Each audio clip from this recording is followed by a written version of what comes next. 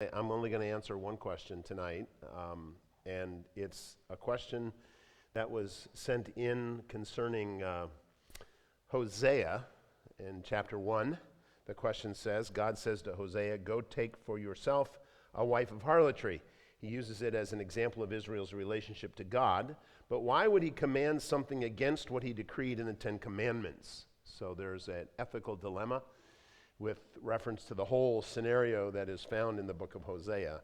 And I can tell you that that is a question that has been an enigma for interpreters since Hosea wrote it. So there's a lot of confusion about it, uncertainty about it. I would say, however, that because of the instruction that God gives and it being from God, it would have to square with all the rest of the Word of God, and God never contradicts himself. And so if you look at it, there is a way that you could see God not compromising his holiness and yet commanding Hosea to do this, and that would be into this scenario, that the woman that God instructed Hosea to marry, her name was Gomer, which in itself may have been a warning to marry a woman named Gomer. But be that as it may, that the likelihood is that she was not a harlot at the time that God told Hosea to marry her, but in saying that she was a wife of harlotry, that it was a prophetic declaration to this man that she is going to be unfaithful to you. I want you to marry her anyway, because she is going to serve as an example of the unfaithfulness of Israel to me.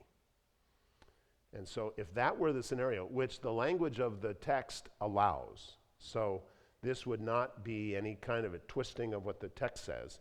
It is within the purview of the linguistic parameters of the text. So that could be, it would be, the technical phrase for it would be a proleptic view of this woman and her moral fiber. And so that's how I would respond to it, and that's how I've always embraced it as I've read it, that he was telling Hosea that you're going to have a lot of heartache with this woman. I want you to marry her anyway, but you're going to have a lot of heartache with her, and you're going to have to raise up children that are not yours, and you're going to have to do a variety of things, because even as she is going to represent me, as she is going to represent Israel in the relationship to me, I want you to represent me in your love for her and your faithfulness to her.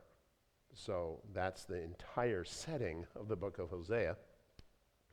And that's how I would respond to this very good question. And I think that it is consistent with the confusion, or the question is consistent with how a lot of people who have spent years and years and years studying the text have also wrestled with that whole dilemma, or the conundrum of God's ethics and his holiness and not contradicting himself and so on. So that would be the way that I would see it able to be addressed and understood while remaining true to the text and God remaining true to his holiness and his integrity.